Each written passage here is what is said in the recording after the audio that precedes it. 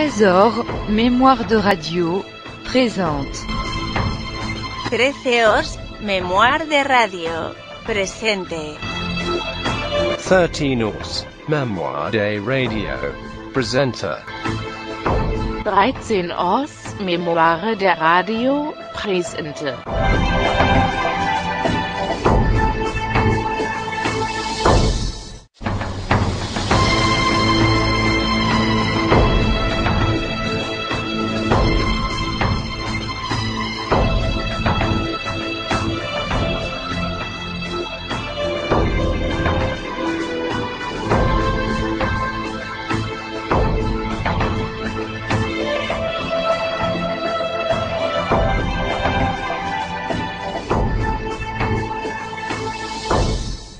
Au 78 rue du Temple à Paris, née le 20 janvier 1865, Emma Laure Esther Gilbert, fille d'Hippolyte Gilbert, comptable, et d'Albine Gilbert, chapelière. La famille est pauvre, mais la petite Yvette va rapidement voler de ses propres ailes pour devenir une des plus grandes chanteuses, ou plus exactement diseuses, au tournant du 19e siècle. Aujourd'hui encore, on connaît les chansons d'Yvette Gilbert, notamment grâce aux reprises qui ont souvent été faites. Et régulièrement en France, on lui consacre des émissions, des documentaires et des spectacles. Alors c'est bien normal.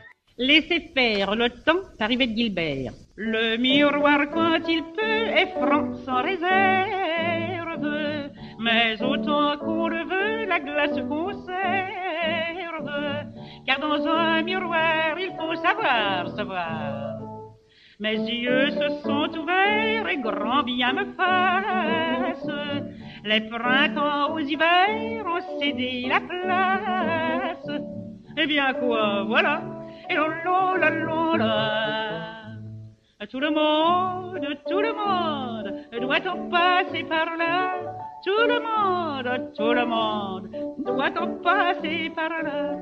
On chante et vite on a 20 ans. Laissez faire le temps. On aime bien son père, on aime bien sa mère. Mais un jour vient quelqu'un qu'on aime mieux pourtant. Laissez faire le temps. On aime son mari comme une enfant sage.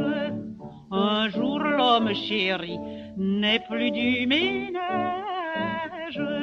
Le premier amant est forcément charmant.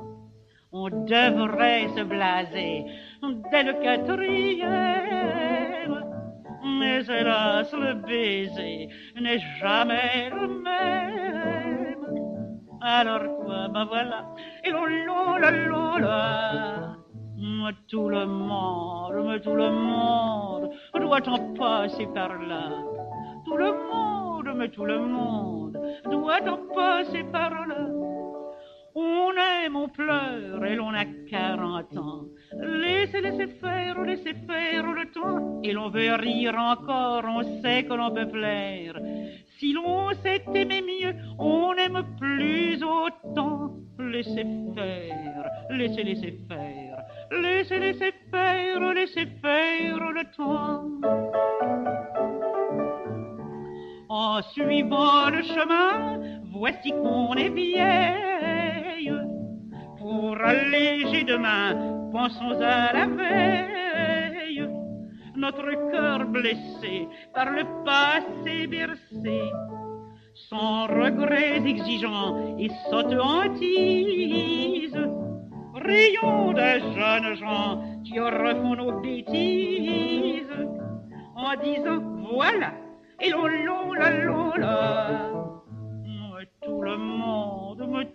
monde doit-on passer par là?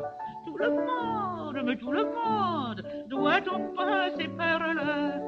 On chante encore quand on a 60 ans. Laissez faire le temps. Pourquoi vouloir revenir en arrière? Le temps sourit aux vieux, simples et bons enfants. Laissez faire le temps. Je suis né d'un pays qui devait être le mien. Nul autre n'aurait pu, comme lui, m'enchanter de son esprit, m'enseigner l'art de lire. Je ne fus pas déçu. Beaucoup de souffrance et beaucoup de joie sur mon pas. Les durs faits, dès que je suis marché, mirent devant moi une table de bois, une chaise de fer et me dirent, avec ça, ma petite, débrouille-toi. Les tendres faits vinrent alors doucement couvrir ma table d'engins merveilleux, m'investir du grand pouvoir de toujours m'en servir et m'aider de leur amour à comprendre les ordres de mon destin. Et ce furent bobines de fil et de soie, de multiples couleurs, et des aiguilles de toutes les longueurs, et des dés pour tous les âges de mon doigt, de gros ciseaux et des étoffes. Je compris qu'il me faudrait coudre. Yvette Gilbert, comme elle vous le racontait à l'instant dans cette archive de l'INA, a commencé comme apprentie modiste. À 16 ans, elle réussit à rentrer comme mannequin chez Antenard, rue du 4 septembre, où elle était nourrie, habillée et gagnait 75 francs par mois, le bonheur. Puis, quelques mois plus tard, c'est au magasin Printemps qu'elle se retrouva. Yvette avait déjà du bagou et était douée en affaires. Et un jour, elle se retrouve suivie dans la rue par un homme assez étrange. Évidemment, un peu effrayée, elle le repousse comme elle peut, mais cet homme lui propose de devenir la plus grande et la plus magnifique écuyère de Paris. Drôle de proposition qu'Yvette refusa, mais celui-ci n'était pas n'importe qui.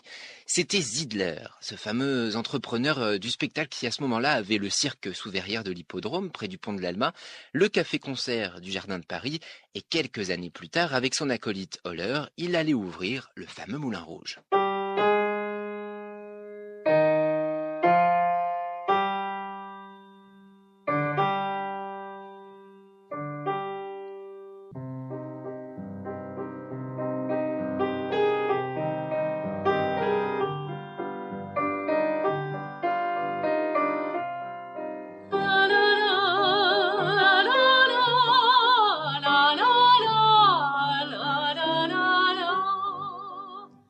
Si mon air vous dit quelque chose, vous auriez tort de vous gêner. Je ne le fais pas à la pause, je suis la femme.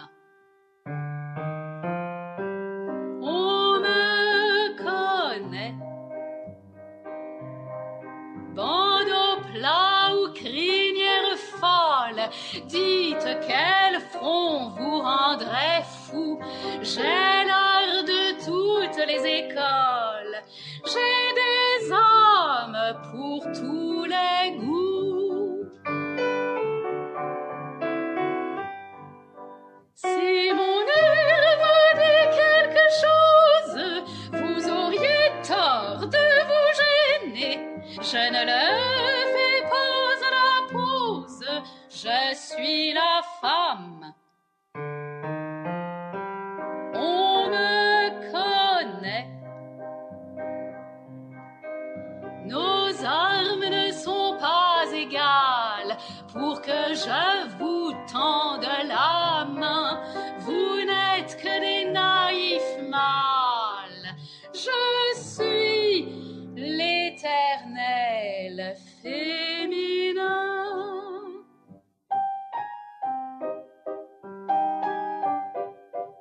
Cueillez la fleur de mes visages, buvez ma bouche et non ma voix, et n'en cherchez pas davantage, nul n'y vit clair, pas même moi. Mon but se perd dans les étoiles, c'est moi qui suis la grande Isis. Nul ne m'a retroussé mon voile, ne songez qu'à mes oasis.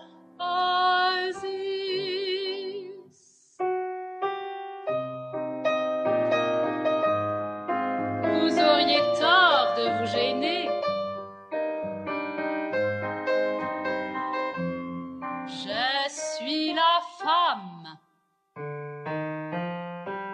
On me connaît.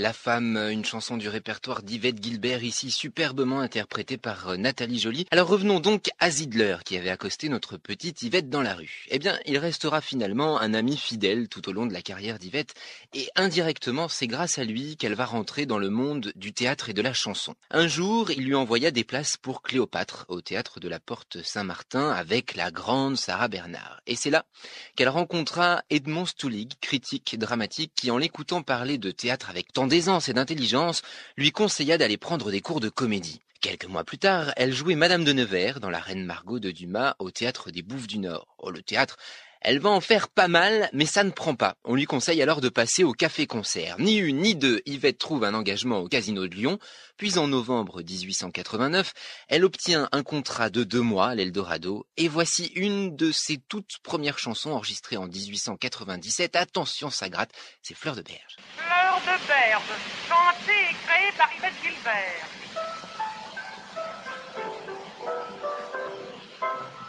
C'est mon naissance au mois de décembre auprès de Billancourt.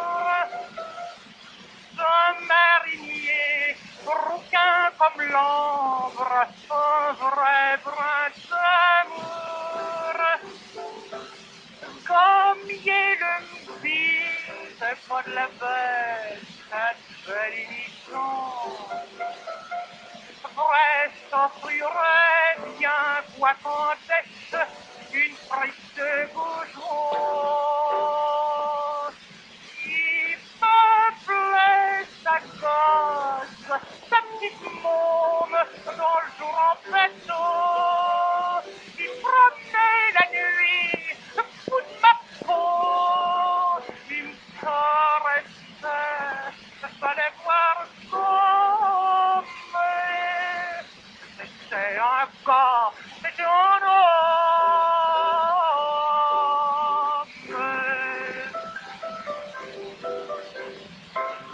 C'était trop beau chez les canailles qu'on est heureux. Ça dure jamais, faut que je m'en aille, ma poitrine sonne creuse. Le médecin me dit que je me décolle grâce à ce beau train-là.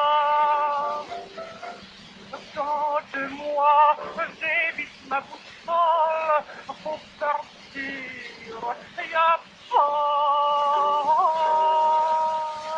Il peuplait sa gosse, sa petite môme, dans le jour en bateau.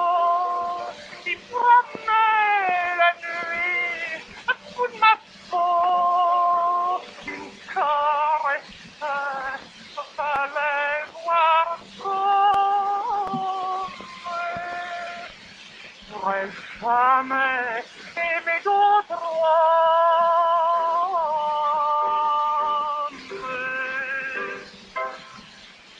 Voilà un document historique de 1897, Fleur de Berge, interprétée par Yvette Guilbert, et d'Yvette Guilbert d'ailleurs. Ma chère, c'est effarant qu'une fille intelligente comme vous puisse croire qu'elle intéressera un public en chantant comme vous le faites. Retournez jouer la comédie tout de suite, n'essayez pas de chanter, vous n'avez aucun don pour cela. Voilà ce qu'écrivit le critique dramatique Adolphe Brisson après l'avoir vu à l'Eldo. Mais c'est sur la scène de l'Éden où elle a réussi à trouver une identité. Et peu de temps après, Yvette Guilbert va chanter chez son ami Zidler qui venait d'ouvrir le Moulin Rouge. Tout ce que tu voudras faire, ma petite, tu le feras à condition que tu le fasses en douceur. Il ne faut pas brusquer le public. Alors, voyant qu'il fallait du comique épais et bien graveleux, elle se crée un personnage de nurse anglaise, sorte de bonne à tout faire qui doit bien s'occuper des vieux messieurs malades. C'est la nurse Valérie, un personnage qu'Yvette Guilbert chante avec un accent anglais délicieux et qu'elle prend un malin plaisir à interpréter. Et c'est au Moulin Rouge que le directeur du Divan japonais, établissement voisin, vient repérer et débaucher Yvette Guilbert. Tout Paris se bousculera, se pressera, se serrera, se battra pour voir Yvette sur la petite scène du Divan japonais. Elle va y créer de nombreuses chansons, ses plus célèbres d'ailleurs, comme Le Fiacre, La Pocharde et Madame Arthur, que je vous propose d'écouter tout de suite. Madame Arthur, par Yvette Guilbert. Madame Arthur est une femme qui fit parler d'elle longtemps. réclame. Elle eut une foule d'amour, chacun voulait être aimé d'elle, chacun la courtisait. Pourquoi? C'est que, sans être vraiment belle, elle avait un je ne sais quoi. Madame Arthur est une femme qui fit parler d'elle longtemps, sans journaux, sans rien, sans réclame. Elle eut une foule d'amour. Madame Arthur est une femme qui fit parler d'elle longtemps. Sa taille était très ordinaire, ses yeux petits, mais séduisants, son nez retroussé, sa voix claire, ses pieds charmants et frétillants. Bref, en regardant sa figure, rien ne vous donnait de l'émoi, mais par derrière sa tournure promettait un je ne sais quoi. Madame Arthur, c'est une femme qui fit parler d'elle longtemps, sans journaux, sans rien, sans réclame. Elle eut une foule d'amour. Madame Arthur, c'est une femme qui fit parler d'elle longtemps. Il fallait la voir à la danse, avec son charme sans égal, par ses mouvements, sa cadence. Elle était la reine du bal. Le cavalier lui faisant face devenait tout rouge d'émoi.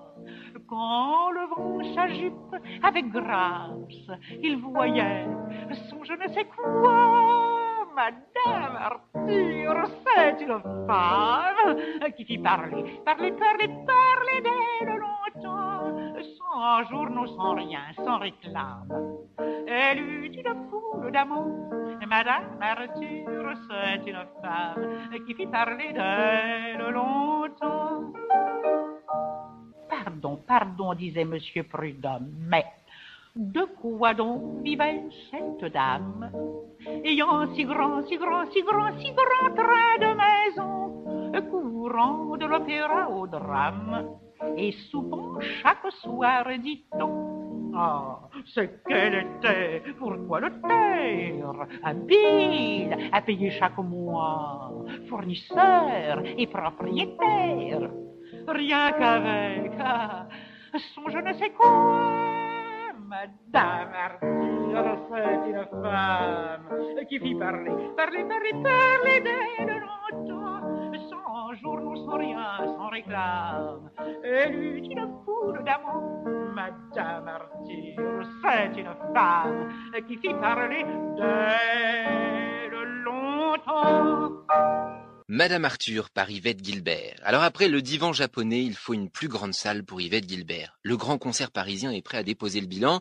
Elle s'y présente et propose au directeur d'apporter 1000 francs pour faire, je cite, des affiches inondant Paris. Ce qui sera chose faite sur 20 000 affichettes collées dans les rues de Paris.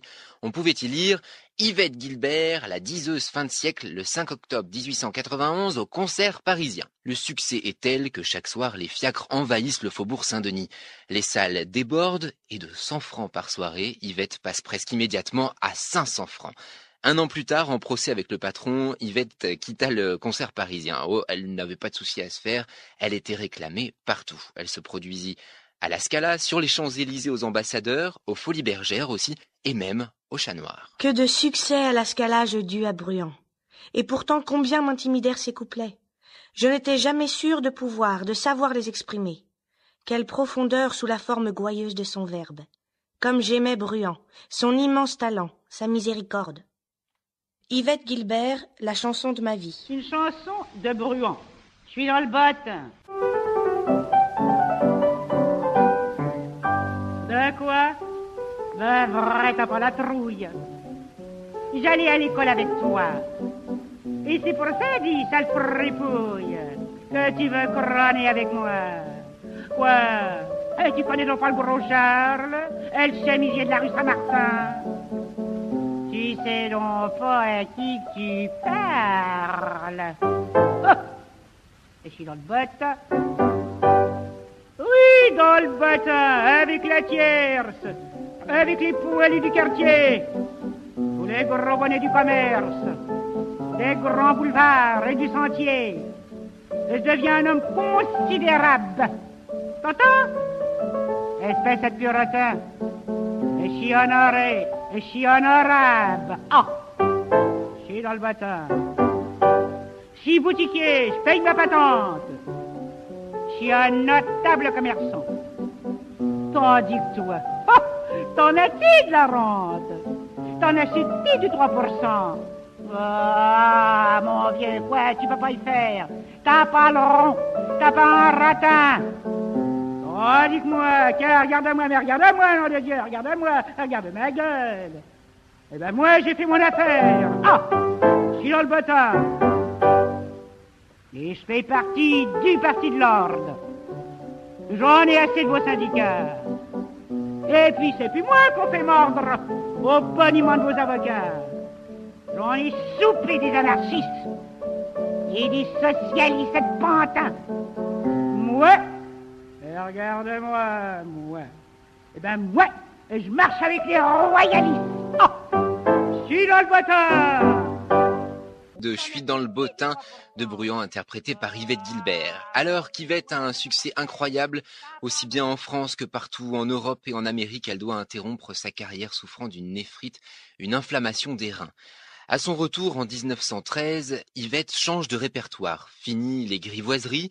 Elle passe davantage à la vieille chanson française, elle s'intéresse même à la musique de tradition orale du Moyen-Âge, et c'est aussi une formidable ambassadrice de la culture française qu'elle promeut avec ferveur partout dans le monde. Alors, on s'est concentré essentiellement sur ses débuts et sur son destin, mais il nous faudrait encore une semaine d'émission pour faire le tour des films, des chansons et des salles dans lesquelles Yvette s'est produite, jusqu'en 1939, où elle se retire de Paris à la déclaration de guerre pour rejoindre Aix-en-Provence, où elle décédera en 1944. C'est à la fin d'une soirée chez Charpentier que j'ai entendu Yvette. Il était tard déjà, et jusqu'à 2 heures elle nous a tenus dans une grande émotion. Je crois bien qu'elle nous a chanté à la file les meilleures chansons de ce répertoire, sans un arrêt, avec une verve, un désir passionné d'être admiré et aimé. Et tout le monde s'est évoqué, à moitié réel, à moitié fantasque, d'un excès dans le caractère qui est l'art tout entier. Jamais je n'ai mieux compris qu'une artiste n'est qu'une nature qui s'exalte et se donne. Émile Zola. Quand on vous aime comme ça, par Yvette Guilbert.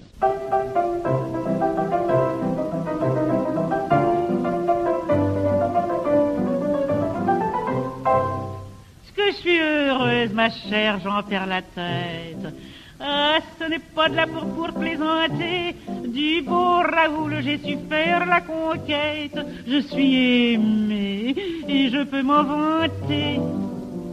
Cet amant-là m'a déjà fait connaître le désespoir, les pleurs, etc. Il voulait même me jeter par la fenêtre. Ah, quel plaisir quand on vous aime comme ça. Quand on vous aime, quand on vous aime, quand on vous aime comme ça. La première fois qu'il m'offrit sa tendresse, il m'a fait peur tant il roula des yeux. Et depuis ce temps-là, quand il me fait une caresse, j'emporte la marque et j'ai les bras tout bleus.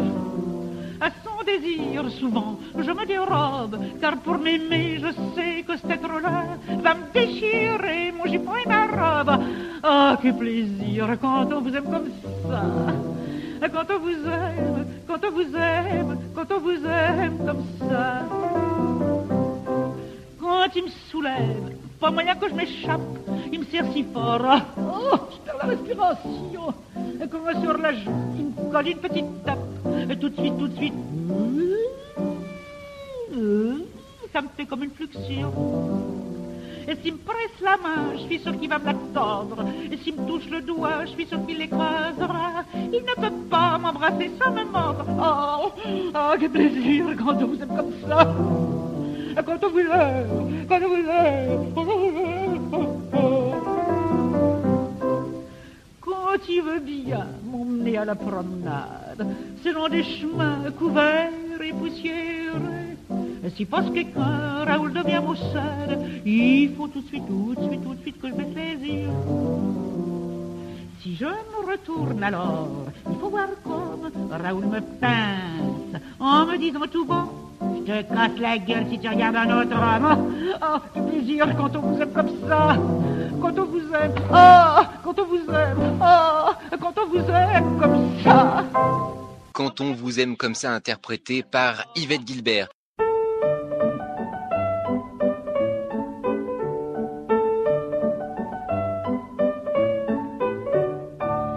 Il y avait un nommé Boudin, il y avait un nommé Bouton, le pourvu d'une Madame Bouton et l'autre d'une Madame Boudin.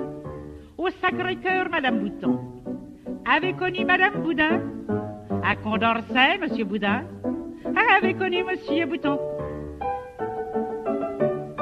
Tous les dimanches, les Boudins offraient le spectacle aux Boutons. Mais en revanche, les Boutons payaient à souper aux Boudins. On ne voyait pas les Boutons sans voir aussitôt les Boudins. Quand on invitait les Boudins, fallait qu'inviter les Boutons. Le bottier de Monsieur Boudin bottait aussi Monsieur Bouton. Le couturier de Madame Bouton couturait de même Madame Boudin. Comme position, Monsieur Bouton vendait des chapelets de Boudin. Comme position, Monsieur Boudin vendait des chapelets de Bouton. Naturellement, Monsieur Boudin faisait de l'œil à Madame Bouton. Naturellement, Monsieur Bouton faisait de l'œil à Madame Boudin. De sorte que Madame Bouton faisait avec Monsieur Boudin juste ce que Madame Boudin faisait Monsieur Bouton. Un beau matin, Monsieur Boudin dit: je vais être père, mon vieux Bouton. Ah, c'est des patons, répond Bouton. Je vais l'être aussi, mon vieux Boudin. C'est ainsi que Madame Bouton mit au monde Petit Boudin.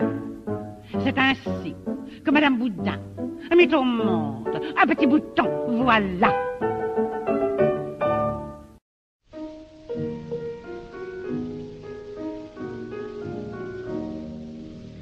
Nous voici dans la ville où naquit autrefois le roi le plus habile, David, le roi des rois. Allons, chère Marie, devers cet horloger, c'est une hôtellerie, nous y pourrons loger.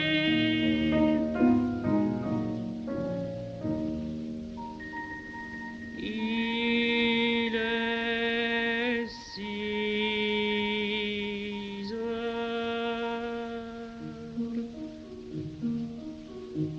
Mon cher monsieur de Grasse, n'auriez-vous point chez vous quelques petites places, quelques chambres pour nous?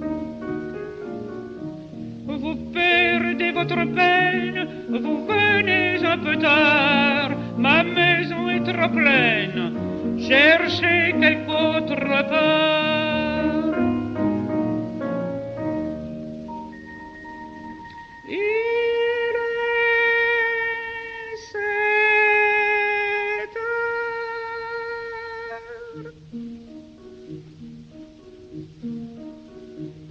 Passons à l'autre rue, laquelle est vis-à-vis.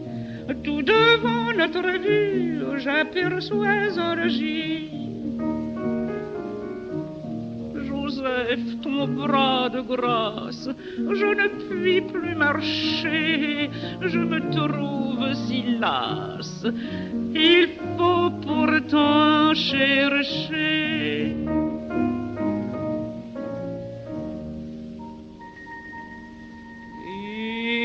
Il est 8 heures.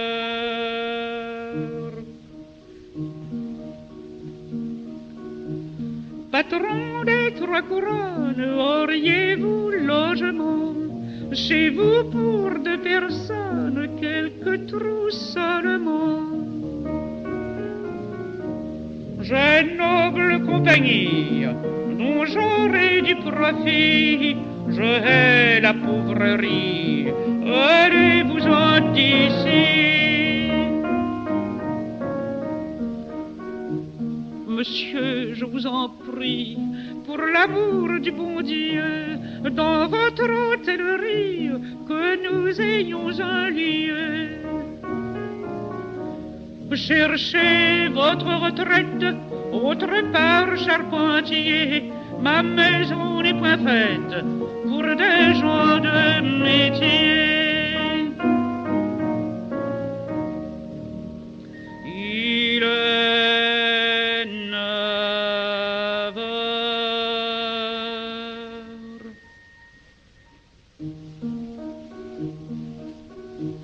Madame du Cheval Rouge, je grosse le genou dans quelques petits bouges, dans quelques coins chez vous.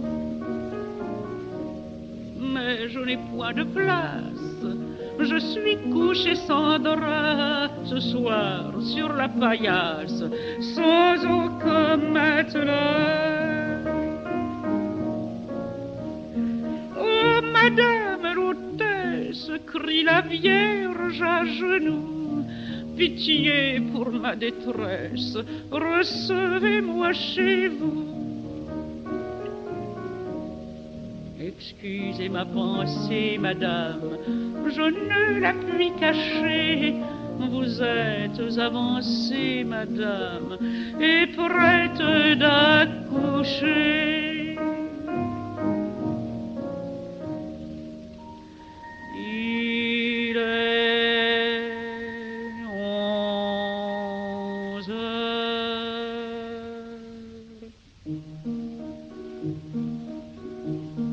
Dans l'état déplorable où Joseph est réduit, il découvre une étable malgré la sombre nuit. C'est la seule retraite offerte à son espoir, ainsi que le prophète avait su le prévoir. Il est minuit. Il est minuit. Il est né le divin enfant, sonné au bois, résonné musette. Il est né le divin enfant, sonné au bois, résonné souvent. Depuis plus de 4000 ans, elle avait annoncé les prophètes.